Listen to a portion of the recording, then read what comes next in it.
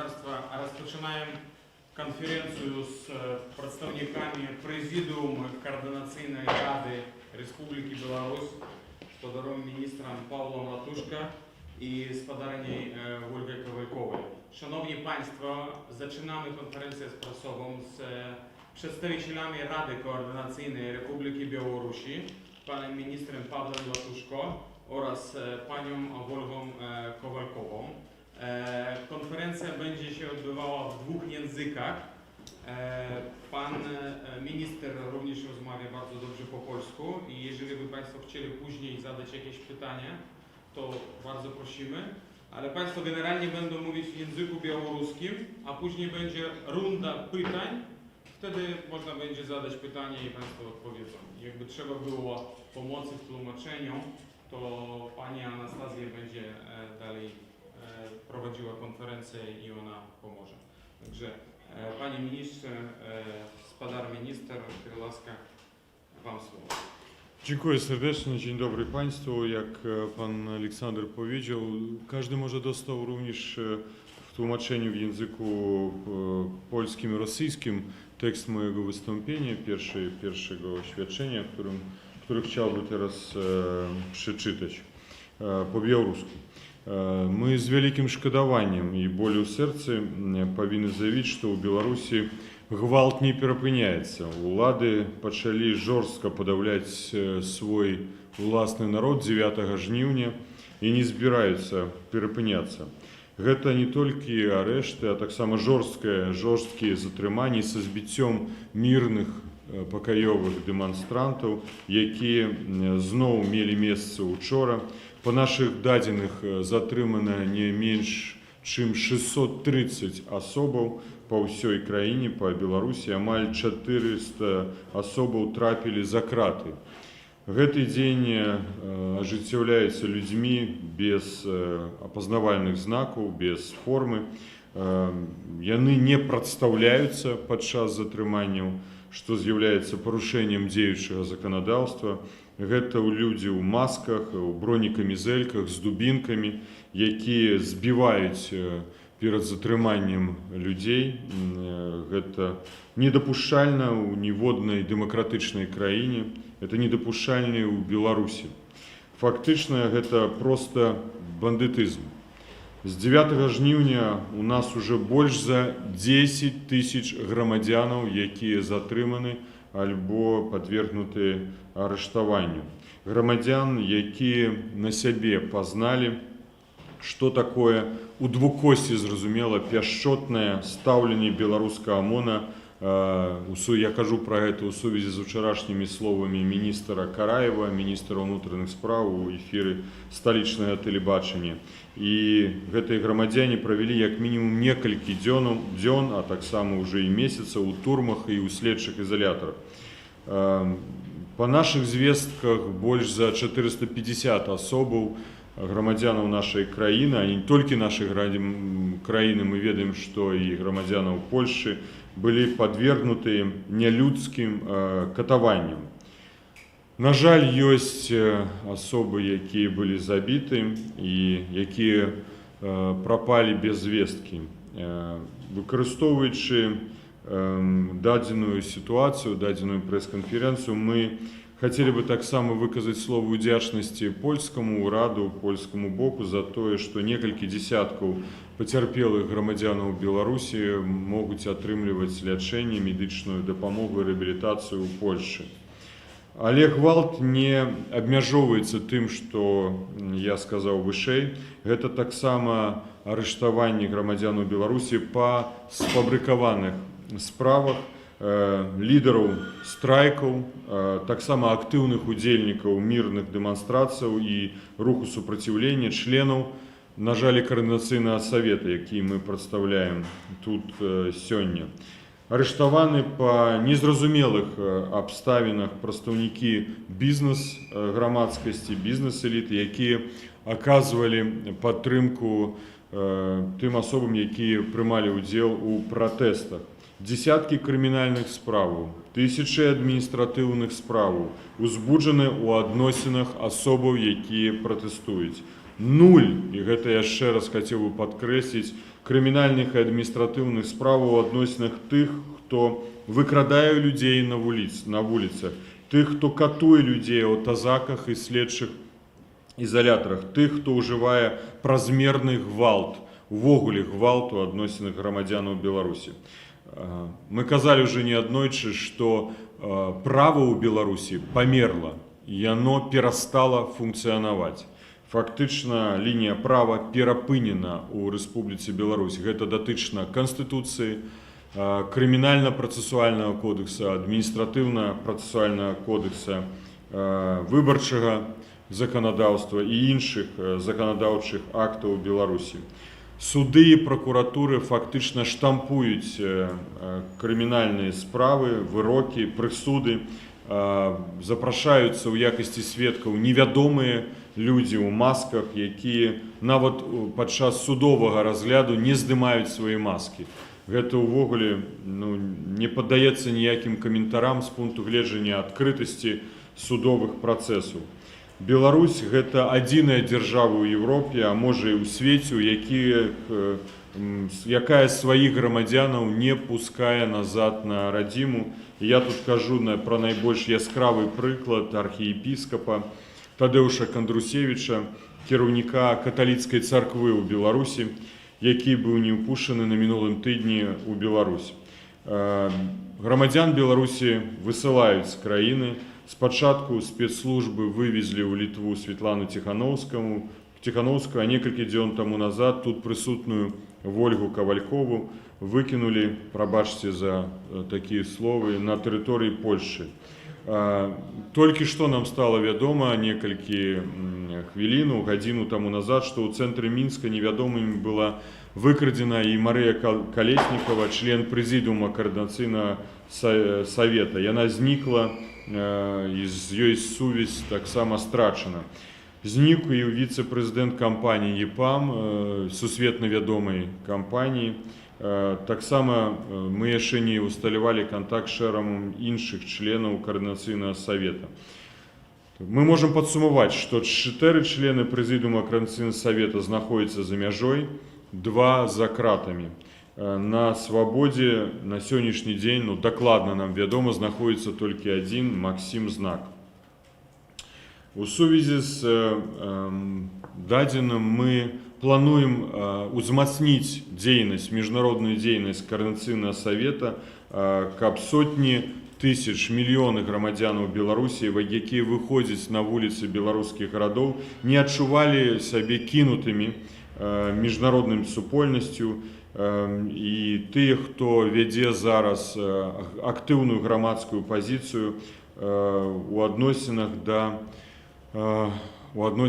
таго гвалту, які ажыццяўляюць улады, які можна параўнаць з рэпрэсіўным апаратам 30-х гадоў мінулага стагоддзя. Гэта недапушчальна ў 21 стагоддзі, гэта недапушчальна ў Беларусі, якая толькі што адсвяткавала 75-гадовую перамогу над фашызмам.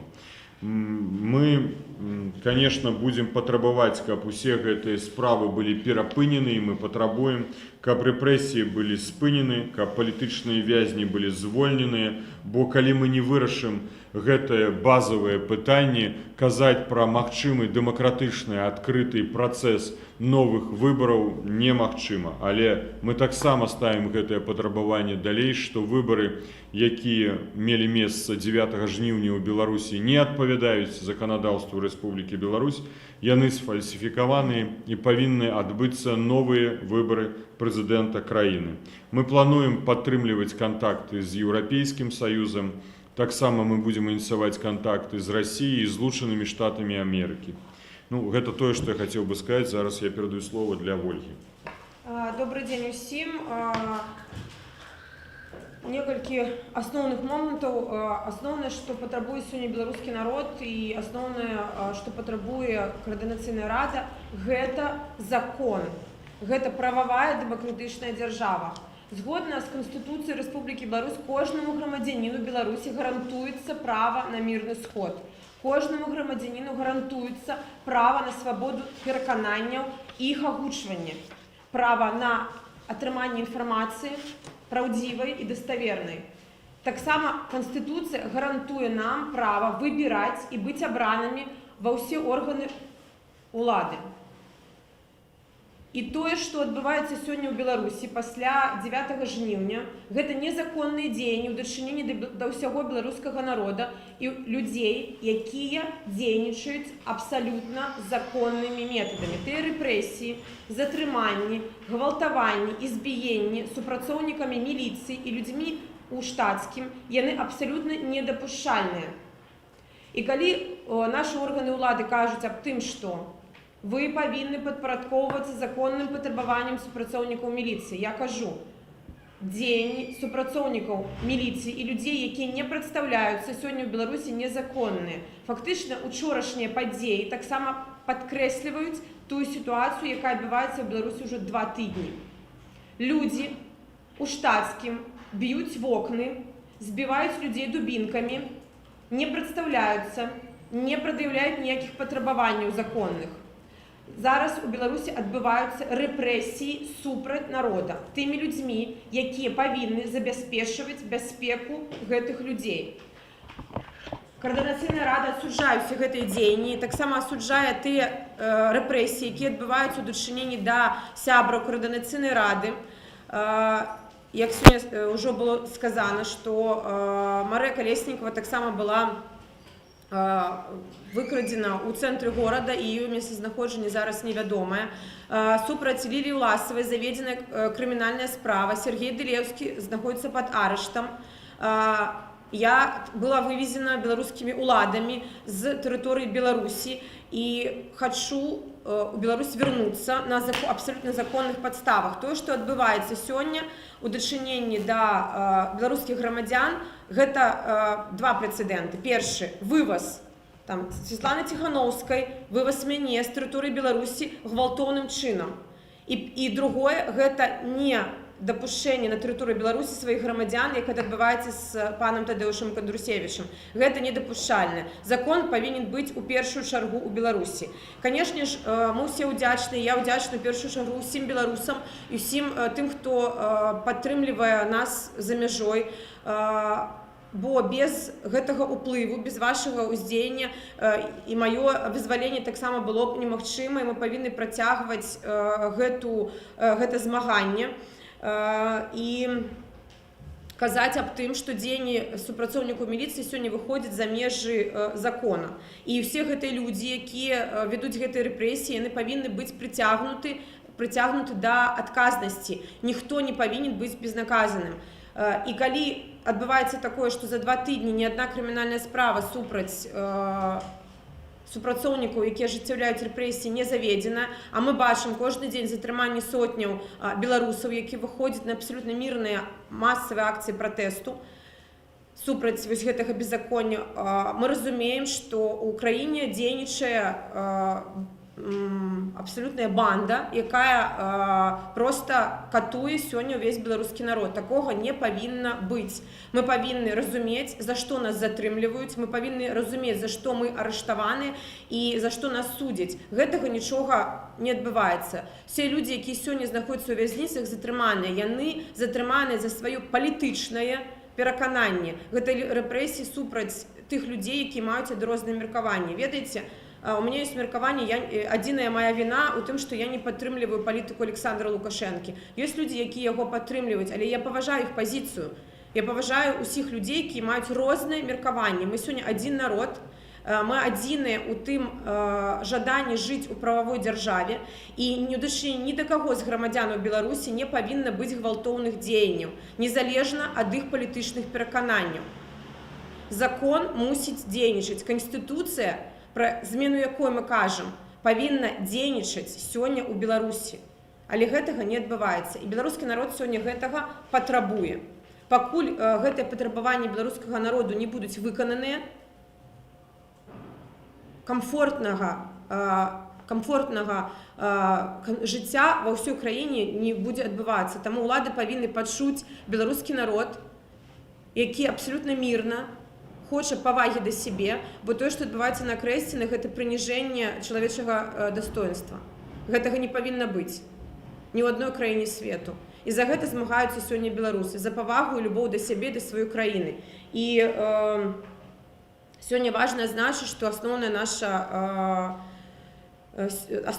сёння перамога – гэта салідарнасць і еднасць усіх беларусаў, якія сёння падтрымліваюць адзін аднога. І калі ўлады думаюць, што сябры Каардынацыйнай рады ці хтосьці іншы ініцыюе нейкія масавыя пратэсты, то яны памыляюцца.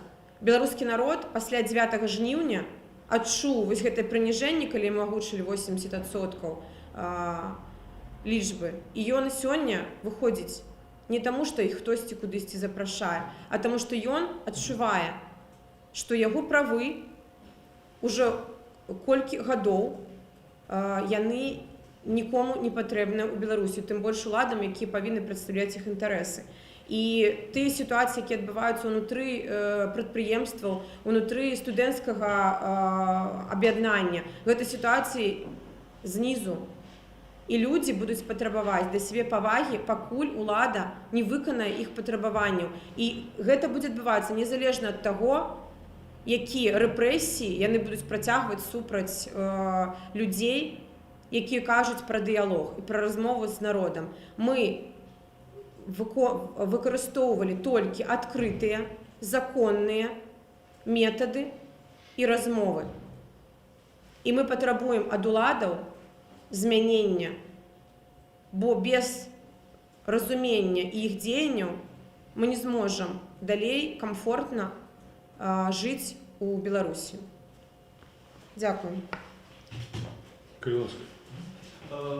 Александр Павко, телеканал Белсат. Я маю одно питання господарні Ольги Ковалькової, одно питання господара міністра Павла Латушки. Господарня Ольга, розкажіть, будь ласка, як технічно, фізично виглядало ваше викрадання і вивезення за мяжу, як виглядало викрадання Світлани Тихановської? І ось як це, в принципі, магчыма вывести чалавека, хто гэта рабіў, як гэта рабілася і колькі это доўжылася? І гаспадара Павла Латушкі, скажыце, будь ласка, ці вось гэтае прымушэнне, фактычна выдаленне з краіны 4 сябраў Каардынацыйнай рады, ці оно не паралізуе працу Каардынацыйнай рады, ці што вы будете намерены рабіць за мяжой, что это люди будут робити за мяжой, яким чином буде Каардынацыйная рада повышать свою легитимность международную. И сегодня стало ведомо, что и вам так само погрожают, коли вы вернетесь в Беларусь. Что вы будете робить, ці избираетесь вы заставаться? Господарня Ольга. Да, дзякуй за пытанне. Сапраўды гэта пытанне, яно цяжкое для мяне, бо я вельмі люблю сваю краіну і з'яўляюся вялікім патрыётам. І, канешне, тая сітуацыя, якая была перад маім затрыманнем, гэта завядзенне крымінальнай справы на сябраў Каардынацыйнай рады, улады замест таго, каб размаўляць са сваім народам, зноў пачалі гэтую вайну і выкарыстоўвалі ўсе сродкі, каб запалохаць, запужаць усіх людзей, якія маюць іншыя палітычныя перакананні. Пасля таго, як я была затрыманая і адседзела 10 сутак арышту, у сераду нас перавялі з Жодзіна, вазілі туды-сюды на працягу 10 дзён гэтых. Нас перавялі з Сергеем Дылеўскім з Жодзіна у ізалятар на Крэсціна. І у палову на першую ночы, калі ўжо все адпачывалі, да мяне прыйшоў супрацоўнік цэнтральнага РУС, сказаў: Ковалькова, выходзьце без рэчаў. Я выходжу ў калідор, ён кажа: я хочу вас азнаёміць з новай адміністрацыйнай справай, палову на першую. І тут я зразумела, што ўжо, канешне, на наступны дзень я нікуды з Акрэсціна не выйду. Так і адбылося. Амаль палову дні адбывалася судовае паседжанне, на якім мне зноў прысудзілі арышт на 15 сутак. І мне было не вельмі добры апошнія 2 дні стан фізічны здароўя. І ў дзень, вось у ту ноч я паспала гадзіну, і раніцай мне было дрэнна, я папрасіла вызваць хуткую дапамогу, але замест хуткай дапамогі да мяне ў камеру у том фізічным стане, у дрэнным, які я знаходзілася, прыйшлі супрацоўнікі КДБ і сказалі, што у вас ёсць, вы застанецеся надоўга тут, ваш арышт будзе працягвацца кожныя 15 сутак. і далей мы не можам вам гарантаваць, што будзе адбывацца, можа быць гэта будзе крымінальная справа, будзе сядзець далей, але вы не хутка выйдзеце з-за кратаў. І другі варыянт, мы вас вывозім за мяжу. Канешне, у той сітуацыі, якая ёсць, палітык, які знаходзіцца за кратамі, ці палітык, які знаходзіцца на волі і можа агучваць пазіцыі сваім досведам і прафесіяналізмам дапамагаць вырашэнню сітуацыі і дасягненню таго выніку, да якога мы ўсе ішлі, на мой пункт гледжання, больш эфектыўны. Канешне, той ціск, які быў аказаны, і тыя метады, якія абірае ўлада, яны недапушчальныя, абуральныя, такога не павінна быць, каб грамадзян сваёй краіны вывозілі за мяжу. І пасля гэтага у пятніцу яны прыехалі увечары, сказалі, што ёсць гадзіна, мне далі паперу аб тым, што я павінна заплаціць за ўтрыманне на Крэсціна, пасадзілі ў легкавы аўтамабіль, у меня была байка, яны адзелі капюшон, далі мне маску, пасадзілі на задняе сиденье, супрацоўнік КДБ сидзеў побач са мной, меня паклалі на задняе сиденье, каб я не змагла ніяк просто паказаць, што я тут знаходжуся, бо, як вы ведаеце, каля Крэсціна 24 гадзіны дзяжуряць валантэры, і, канешне же, мне было бачна. І мяне вывезлі, гэта было каля 10 вечара, я не ведала, у якім накірунку мы рухаемся. Вось, і мы прыехалі на мяжу, гэта была мяжа Брузгі, прапускны пункт. Рэчы маі былі ў супрацоўніка КДБ, які прайшоў проста побач, ён, дарэчы, ёсць на відэазапісу, які транслюе Белтэлерадыёкампанія, ён стаіць у белай кашулі з маім пакетам з рэчамі, а я стаю, праходжу пашпартны кантроль, яны выдалі мне перад мяжой пашпарт, і даведку аб тым, што ў мяне няма каранавірусу, хоця тэсты я які не задавала. Так яны хацелі, каб я выехала, каб мне вывезлі за мяжу. І яны прайшлі на нейтральную тэрыторыю са мной, сказалі, што мне трэба выклікаць таксоўку, але ехаў аўтобус, і яны папрасілі кіроўцу, каб ён падвёз мяне да нейкага гораду. Вось, і кіровец пазнаў мяне, это быў польскі кіроўца, і пачаў дзякаваць ім за тое, што я на свабодзе. Вось, яны былі нечакана здзіўленыя тым, што стала вядома, што я не адна выязджаю. Вось, в прынцыпе, гэта каротка так, але, канешне, гэта упершыню ў Беларусі, калі супрацоўнікі ўлады или ўлада вывозіць сваіх грамадзян ці палітычных апанентаў за мяжу. І гэта недапушчальна. І тое ж самае тычыцца, калі я кажу, што я вярнуся ў Беларусь, і няма ніякіх законных падставаў не впусціць мяне ў краіну, мы бачым па першаму прыкладу ў гісторыі Беларусі з спадаром Кандрусевічам аб тым, што такія незаконныя дзеянні магчымы, і мы патрабуем ад улады ў першую чаргу выканання таго закона, які ёсць сёння ў Беларусі. А Святлану Тихановскую ці возле прыкладна так само, як Квасціна расказала, што з ёй адбылося? Тое, што я назірала ў той дзень, калі вывозілі Святлану, я магу зрабіць выснову, што гэта было ў такім же абсалютна такой же сітуацыі, як і са мной. Калі ўлады кажуць, што тут хтосьці сам з'ехаў, ведаеце, калі б я выйшла сама са Крэсціна, я думаю, што людзі, які там знаходзяцца, бачылі б мяне.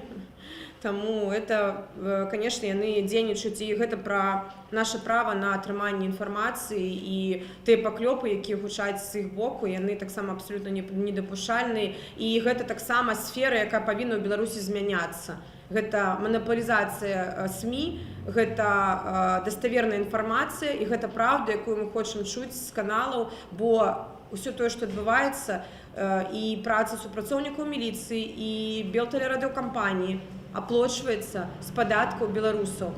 Чаму мы павінны фінансаваць то, што парушае закон? Яшчэ адказ, спадар. Да.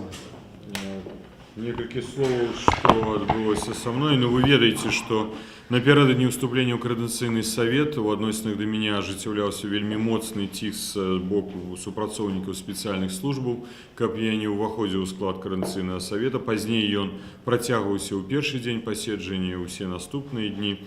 Вы ведаеце пра ўзбуджэнне крымінальнай справы по факту стварэння Координаційного совета, выклікі ў следчы камітэт. Пазней наша ініцыятыва об адкліканні мандату дэпутаты Палаты прадстаўнікоў мясцовых органаў улады зноў крымінальнай справы следчым камітэтам і зноў пагрозы у мой адрес, у мой бок. Тое, што адбылося перад маім выездам, выглядала наступным чынам. Фактычна, пасля затрымання у аднаго з членаў прэзідыума Координаційнага совета мне была перададзена адным з адвакатаў інфармацыя ад яго, ад гэтага члена прэзідыума, што я павінен як мага хутчэй пакінуць Беларусь, але гэта было зроблена ўначы за дзень да майго выезда, бо я буду арыштаваны. Я не прыняў такого рашэння і ўсё ж такі вырашыў працягваць сваю дзейнасць. Пазней раніцай было выступленне дзеючага кіраўніка дзяржавы, якім ён абсалютна адназначна сказаў у мой адрес, што узбуджана крымінальная справа, што я перайшоў чырвоную мяжу і што я буду затрыманы по крымінальнай справе і прыцягнуты да адказнасці у сувязі з спробай захапіць уладу. 361 артыкул Крымінальнага кодекса Рэспублікі Беларусь. Пазней я быў у адной з дзяржаўных устаноў і я быў паінфармаваны о тым, што галоўны ўваход у гэтую дзяржаўную установу быў фактычна узяты пад кантроль супрацоўнікамі спецслужбы ў чорных масках, і было перакананне, што я магу быць затрыманы адразу пасля выхаду з гэтай дзяржаўнай установы. Таму я выйшаў тыльным выхадам, іншым, выклікаў таксі, фактычна знаходжуцеся пад пакрыццём аднаго з курткай. Я выехаў на заднім сядзенні ў гэтым аўтамабілі, што супрацоўнікі не зарыентаваліся. Заставіў усе тэлефоны, усе карткі ад тэлефонаў, і супрацоўнікі не зарыентаваліся, што я выйшаў з гэтага будынка іншым уваходам ці іншым выхадам. І гэта ўдалося мне трошкі іх дэзарыентаваць. Фактычна яны не ведалі, у якім кірунку я накіраваўся ў гэты момант. Вы ведаеце, што ўсе гэтыя дні, усе гэтыя тыдні было некалькі спробаў кантактаў са мной, з супрацоўнікамі КДБ, якія адназначна ставілі пытанне аб неабходнасці выхаду з Координаційнага совета, інакш я буду прыцягнуты, і перапынення крытыкі ў адрас першай асобы нашай краіны і ўвогуле дзяржаўных устаноў, якія ажыццяўлялі і працягваюць ажыццяўляць гвалт у адносінах да грамадзян Беларусі. Гэта датычылася і міністра Караева, і яго намесніка Барсукова. Мне былі пагрозы зроблены не аднойчы, што я буду прыцягнуты да адказнасці. У той дзень, калі прымалася рашэнне аб маім выездзе за мяжу, мне быў пастаўлены ультыматум, фактычна, альбо я застаюся ў краіне і у адносінах да мяне будзе ўзбуджана крымінальная справа, альбо я маю магчымасць яшчэ пакінуць Беларусь. Як вы ведаеце, што я выехаў легальна з Беларусі па свайму грамадзянскаму пашпарту, але перад гэтымі ўсімі дзеяннямі, як вы ведаеце, як я ўжо расказаў, была даволі нестандартная, нетыповая сітуацыя для грамадзяніна Беларусі. І выезд бочным выхадам, тыльным выхадам з дзяржаўнай установы пад прыкрыццём курткі, у таксі, без мабільных тэлефонаў, і пазней ужо ультыматум супрацоўнікаў КДБ. Так што гэта рэальнасць, на жаль, рэальнасць, якая існуе ў нашай краіне. Аб гэтым можна шкадаваць, але шкадавання мала. Супраць гэтага трэба весці барацьбу і супрацьпастаўляць нашы дзеянні, накіраваны на тое, каб змяніць дзеючую ўладу. Бо уявіць сабе функцыянаванне дзяржавы Рэспубліка Беларусь пры тым гвалце, пры тым насіллі ў бок грамадзянаў краіны, які толькі за тое, што яны выказваюць свой пункт гледжання, немагчыма. Такая дзяржава не можа існаваць, такое грамадства не можа развівацца ў такой дзяржаве. Так што пытанне фактычна вырашана. Я думаю, што пішуцца апошнія старонкі гэтай улады, і улада будзе зменена.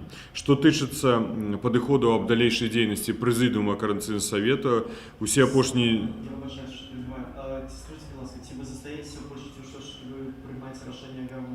Я не планую прасіць палітычнага прытулку ў Польшы, не маю такіх планаў абсалютна ні ў іншай краіне Еўрапейскага Саюза. Я зыходжу з таго, што я вернуся ў Беларусь бліжэйшым часам. Дзеля гэтага я ажыццяўляю і міжнародныя захады па міжнароднай лініі, а таксама унутраныя захады. Паглядзім, як удасца вырашыць гэтую сітуацыю. Ці будзе самыя бліжэйшыя дні створана такая магчымасць майго вяртання, але такія планы я і намеры маю, і ад іх не адмаўляюся.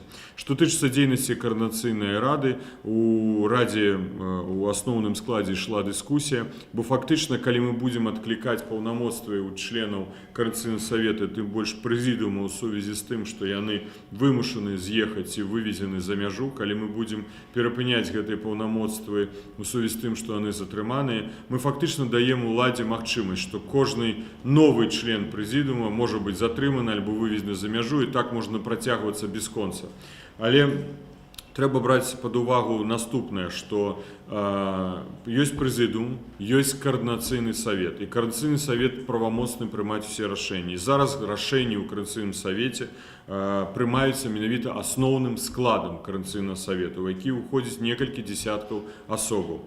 Функцыянуюць усе сістэмы сувязі, кантакты, і рашэнні такія прымаюцца. Ёсць пашыраны склад каардынацыйнага савета, у які ўваходзіць каля 4000 чалавек. Ну, калі ўлада гатова пайсці на абсурд і затрымаць альбо выдаліць з краіны 4000 чалавек, ну, цікава будзе на гэта паглядзець у двухкосці.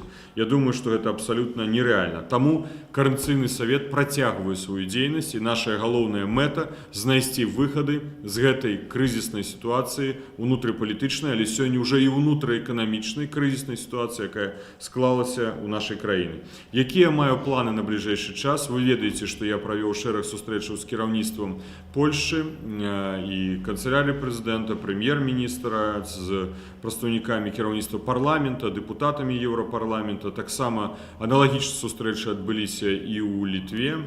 Бліжэйшымі днямі я планую наведаць шэраг краін Еўрапейскага саюза, дзе запланаваны таксама сустрэчы на вышэйшым і высокім узроўні, дзеля таго, каб з першых вуснаў паінфармаваць пра тое, што дзеецца ў Беларусі, прапанаваць і паінфармаваць аб нашых прапановах па выхаду з гэтай крызіснай сітуацыі, якая склалася, і пачуць думкі нашых еўрапейскіх партнёраў на гэты конт. Але гэта не азначае, што мы адмаўляемся ад кантактаў з іншымі суседзямі. Мы таксама прапрацоўваем і прапаноўваем нашым расійскім партнёрам уступіць у дыялог з Координацыйным саветам, які прадстаўляе думкі, падыходы большасці грамадзян Беларусі сёння. І такія захады мы будзем рабіць.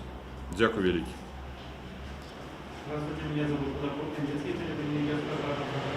Можно вам задать вопрос? А что случилось с Марией Колесниковой сегодня в Минске? И что вы думаете будет с ней сейчас? Ну, насколько у нас есть очень короткая обрывистая информация из СМИ, со сродку массовой информации, потому что Мария была затрымана просто ў горадзе, пакуль некая інфармацыя аб тым, дзе яна знаходзіцца, што з ёй, фактычна она была выкрадзена незнаёмымі людзьмі, і дзе яна зараз знаходзіцца, невядома. І, в прынцыпе, это сведчыць аб тым, што рэпрэсіі і вось той шлях, які абрала ўлада, ён працягваецца, ён недапушчальны ў Беларусі, і мы патрабуем, это асноўнае патрабаванне, гэта вызваленне усіх тых людзей, якія былі затрыманы за свае палітычныя перакананні. Гэта і сябры Координацыйнай рады, усе іншыя лідары меркавання ў Беларусі, якія зараз знаходзяцца ў вязніцах, ці па сфабрыкаваных справах, ці па адміністрацыйных арэстах. Людзі не павінны быць за кратамі, і ні Марія Калеснікова, ні Лілія Власова, ні Сергей Дэлеўскі і усе іншыя. А мы павінны вярнуцца ў Беларусі, мець магчымасці дзейнічаць, бо мы не парушалі закона. Мы дзейнічалі толькі ў межах тых магчымасцяў законных, якія ў нас былі, а дзеянне ўладу ў дадзенай сітуацыі абсалютна незаконнае. І, як вы бачыце, тыя рэпрэсіі, якія не ажыццяўляюць, яны прыводзяць да абсалютна адваротнага эфекту. Не эфекту спыніць. Яны выклікаюць салідарнасць, і калі міліцыя будзе працягваць, ці ўлада будзе працягваць збіваць людзей, гэта прывядзе да таго, што з іншага боку будзе таксама сілавое супрацьстаянне. А гэтага нельга дапусціць у Беларусі сёння, і ўлады проста абавязаны пачаць гэту размову і пачаць змяняцца знутры на ўсіх узроўнях. бо кваліфікація вельмі часта тих людей, які там працюють, не відповідає Посади. посадам, які яны займаюць. Людзі прыходзяць, і я сведка таму, што адбывалася ў ізалятары, што людзі прыходзяць проста рэалізаваць, ім даюць крыху ўлады, яны рэалізуюць про свае комплексы там унутры, на тых людзях, якія там знаходзяцца, збіваючы іх, прыніжаючы іх. Такога не павінна быць. Правы чалавека асноўнае, калі чалавек знаходзіцца за кратамі, ён пазбаўлен волі. Але прыніжаць чалавека не можа ніхто, ні на якім узроўні. Вы думаете, она будет больше потом? Слухайте, я улічваючы тое, што гэта кампанія, гэта штосьці такое па метадах даволі рознае, я не выключаю, што дзеянні ўладу могуць быць абсалютна розныя. Мы бачым, што адбываецца, што яны вывозяць людзей, што яны на іх ціснуць, яны выкарыстоўваюць проста ўсё, што заўгодна. Таму, што будзе адбывацца, незразумела, да. Я, конечно, думаю, что мне хотелось, каб улады пачулі людзей, які выходзяць на вуліцу. Яны не выходзяць супрацьстаяць. Яны выходзяць і кажуць: мы патрабуем законнасці. Гэта асноўнае, што сёння хоча беларускі народ. А з іншага боку, пакуль мы не бачым гэтага разумення, але все ж таки працягваем настойваць на тым, што гэта разуменне павінна быць. Я ўпэўнена, што шмат людзей прафесійных ёсць в органах улады, якія разумеюць, што адбываецца, якія могуць паўплываць на тыя рашэнні, якія прымаюцца ўнутры. І яны павінны пераканаць той іншы бок, які, акрамя рэпрэсій, нічога не ведае, у тым, што іншага народа няма. Вывесці ўвесь народ Беларусі за мяжу ці ігнараваць далей большасць немагчыма.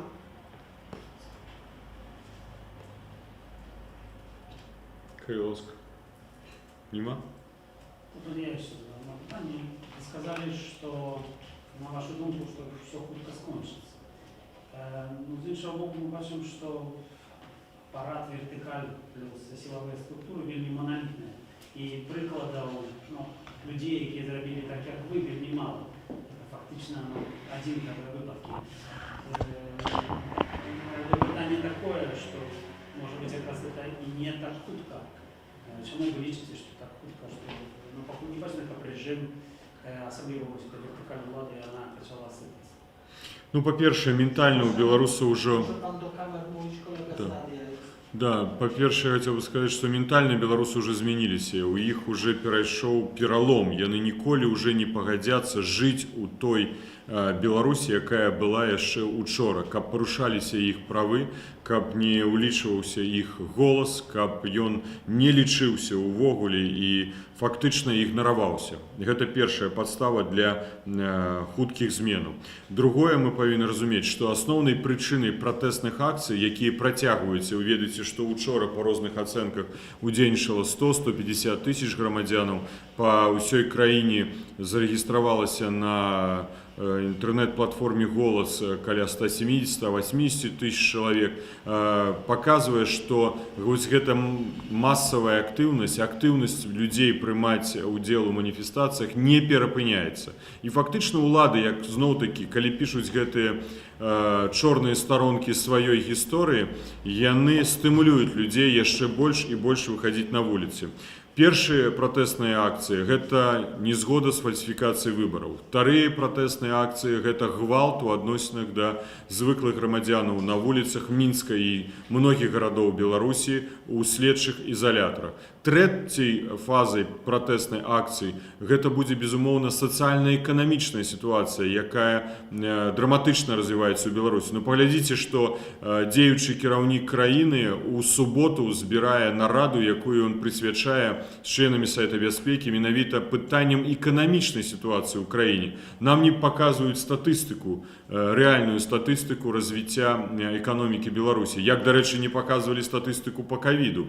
Вы ведаеце, што Организация Объединенных Наций некалькі дзён таму назад такая статыстыка афіцыйна Мінскам была прадстаўлена, і на 5 тысяч больш смяротных выпадкаў у параўнанні з іншымі гадамі толькі за красавік, май і чэрвень бягучага года. Тое самае адбываецца і са статыстыкай у эканоміцы.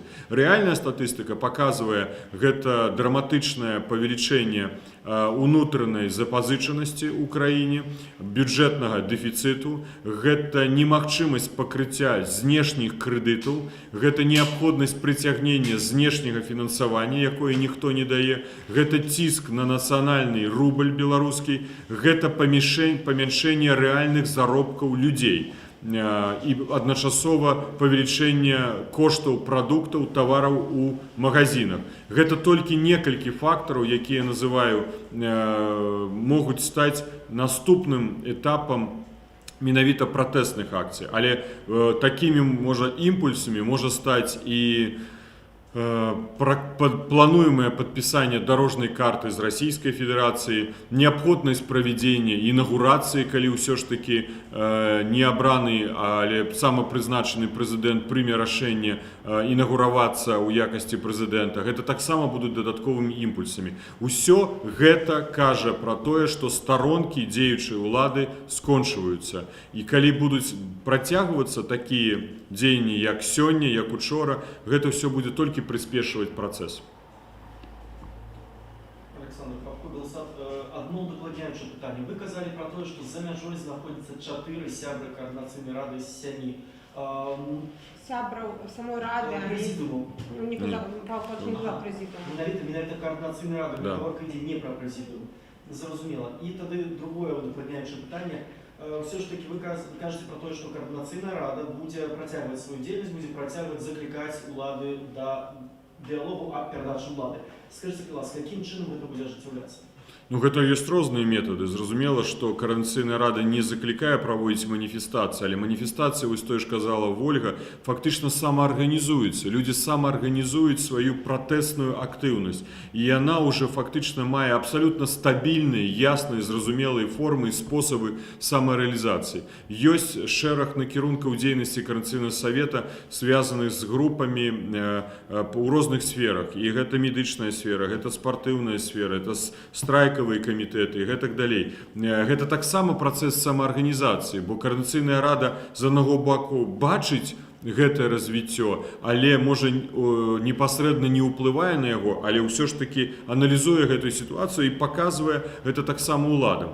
Так што тут шэраг дзеянняў. Таксама я б не выключаў і міжнародную актыўнасць Координацыйнага савета, бо мы бачым уже, што сёння фактычна, кажучы, што гэта з'яўляецца ўнутранай справай Беларусі, без яснай, зразумелай, дакладнай пазіцыі знешніх партнёраў і на ўсходзе, і на заходзе Беларусі, вырашыць гэту сітуацыю будзе складана. Мы кажам пра іх медыяцыю, пра захады, скіраваныя на тое, каб улада зразумела, што трэба размаўляць з грамадствам, і менавіта толькі грамадства будзе акрэсліваць беларускі народ, беларускія выбаршчыкі, далейшы лёс Беларусі. Гэта цэлы комплекс дзеянняў. Можа, я не хацеў сёння раскрываць усе пункты, пазіцыі, якія мы ажыццяўляем, але гэта ўжо робіцца.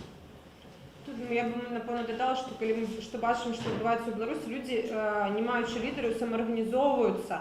І не самоорганізовуються, ми закликаємо самоорганізовуватися абсолютно законне об'єднання. Це профсоюзи внутрі організації, це сходи свого дома. Тобто те, що відбувається у Білорусі, носить сьогодні зовсім інший характер і не керуються ніким. Люди самі об'єдновуються у ті форми, як комунікувати разом, приймати рішення разом, і це абсолютно нормально. Я думаю, що і діяльність Координаційної ради, як пляцоўкі, яка каже про те, що цей діалог повинен відбутися, і влада повинна змяняться у залежності від, у законних накірунках. Гэта вельмі широкі рух сёння большасці беларусаў. Гэта не 7 чалавек, гэта не 70 чалавек, гэта ўся краіна, якая сёння хоча пераменаў, хоча павагі да сябе і хоча, каб та краіна, у якой жывем усе мы, яна была незалежнай, багатай і комфортнай. І каб нашы правы ў гэтай краіне не парушаліся ні з боку аднаго, ні з боку уладу, тым больш. Таму гэта асноўнае, і мы павінны разумець усе, што мы кажам пра яднанне, мы не кажам пра тое, што мы дзелім людзей на тых ці іншых, але мы хочам, каб Гэта павага да кожнага чалавека, і закон быў у першую чаргу ў Беларусі. І я упэўнена ў тым, што, конечно, можа быць, гэта працэс не заўтрашняга дня, бо 26 гадоў гэтая сістэма фарміравалася такім чынам, што асноўна гэта рэпрэсіі. І змяніць, конечно, гэту сістэму за адзін дзень не атрымаецца. Але мы ўсё, што ад нас залежыць, мы для гэтага зробім, як людзі, якія любяць сваю краіну і хочуць жыць у ёй. У мене так само питання до вас. Вероніка Лабузька, головний редактор порталу «Білорусь-2020». Скажіть, будь ласка, Павел, як чоловік, який пройшов цю систему у різних її проявленнях, як ви рішите, чого не хапає на від державному апарату і представникам структури міліції, військовим, як перейти на бок протестовців, на бок Координаційної ради? Як ви рішите, не хапає критичної маси, ці не хапає ніякі гаранти з боку России, не хапаем уже гаранты з боку того, што не будуць пераследаваць іх роўных. Гэта страх. Ну, вось ведаеце, калі я гляджу некаторыя сродкі масавай інфармацыі з усходу, аналітычныя праграмы, мяне, конечно, здзіўляюць такія аналітыкі, якія кажуць, вось паглядзіце, Координацыйны савет, ён маргінальны. У Координацыйным савеце не так шмат членаў. Ну, мы кажам пра прэзідыум, пра асноўную частку, хто туды ўвайшоў, людзі не хочуць уваходзіць, але забываюць адну рэч. Першае, ціск, які ажыццяўляўся напярэдадні фарміравання савета. Пазней ціск, які ажыццяўляўся, калі савет пачаў ужо функцыянаваць. Колькі людзей затрымана, арыштавана, узбуджаны крымінальныя справы, вымушана з'ехалі за мяжу. Ну, зразумела же, конечно, гэта галоўнае, што ёсць страх. Тое самае ёсць страх і у прадстаўнікоў дзяржаўнага апарата. Ну, ім пайсці прыкладам латушкі і атрымаць 2 крымінальныя справы, пазней пагрозы асабістыя з боку дзеючага кіраўніка краіны, што ён будзе адказваць у адпаведнасці з крымінальным кодексам. Не кожны гатовы на гэта пайсці, мы разумеем, але крытычная маса ў дзяржаўным апараце, і тут я вельмі бы расчараваў дзеючую ўладу, яна велізарная. 80-85% дзяржаўных служачаў Рэспублікі Беларусь фактычна сёння не падпарадкоўваюцца сістэме дзяржаўнага кіравання. Яны знаходзяцца ў італьянскім страйку. Яны фактычна прыходзяць на працу з 9 до 6 і робяць выгляд, што яны штосьці робяць, не ініцыюючы ні праграм, ні нейкіх праектаў, ні зменаў заканадаўства. Толькі зверху штосьці скажуць, ну трэба больш-менш у тэрмін зрабіць, каб цябе не пакаралі. Але з уласнай ініцыятывы няма. На сённяшні дзень урад, які сфарміраваны ў нашай краіны, паказвае, што ён не ў стане запрапанаваць грамадству антыкрызісную праграму выхаду з гэтага складанай эканамічнай сітуацыі. А нават калі бы ён быў бы ў стане прапанаваць гэту антыкрызісную праграму, то яна б ніколі не была бы падтрымана дзеючым прэзідэнтам, бо ён абсалютна заходзіць з прынцыпаў сацыялістычнага савецкага кіравання дзяржавы. Калі трэба на 5 год акрэсліць 5 прадпрыемстваў у гэтай сферы, 5 у іншай сферы, трэба укласці ў іх бюджэтныя сродкі, атрымаць вынік і пазней быць шчаслівымі. Добра, ён пагодзіцца з гэтым антыкрызісным планам, але аснова гэтага антыкрызіснага плана будзе базіравацца на чым? Гэта памяншэнне сацыяльных выдаткаў.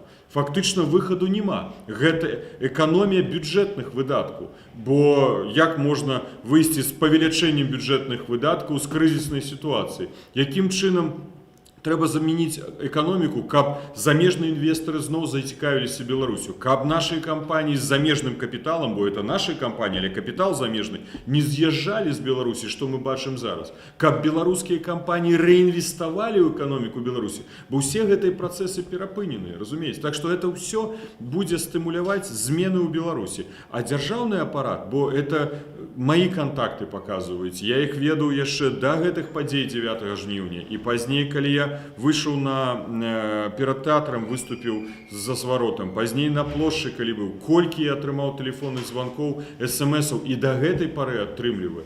Пытанне вось менавіта гэтага стымула. Стымул будзе эканамічны, ён справакуе гэтую сітуацыю і шмат людзей будзе дэклараваць выхад з сістэмы дзяржаўнага апарата.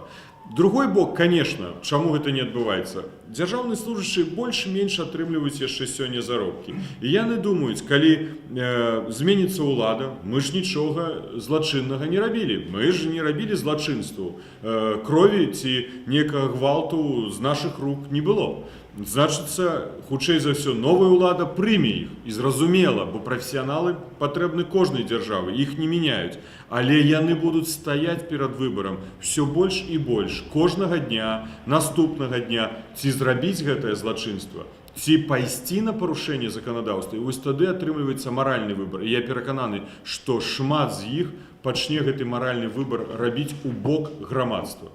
Іншая сітуацыя са спецыяльнымі службамі. Канешне, спецыяльныя службы на сёння, які ўжо здзейснілі злачынства, яны ў безвыхаднай сітуацыі, бо змена улады прывядзе да іх адказнасці. Але мы таксама кажам, што 80%, я там прыблізна магу сказаць, супрацоўнікаў праваахоўчай сістэме не робяць злачынстваў. Яны вядуць барацьбу з рэальнай крымінальнымі злачынцамі, з гаспадарчымі злачынствамі, у іншай сферы, менавіта правапарушэннямі. І яны патрэбны дзяржаве. І мы ім кажам, вы патрэбны дзяржаве, зрабіце свой выбар, вы патрэбны грамадству перадусім. І вось гэты выбар ён наступіць. Ну а тыя, хто ўжо зрабіў злачынства, конечно, ён будзе стаяць до конца.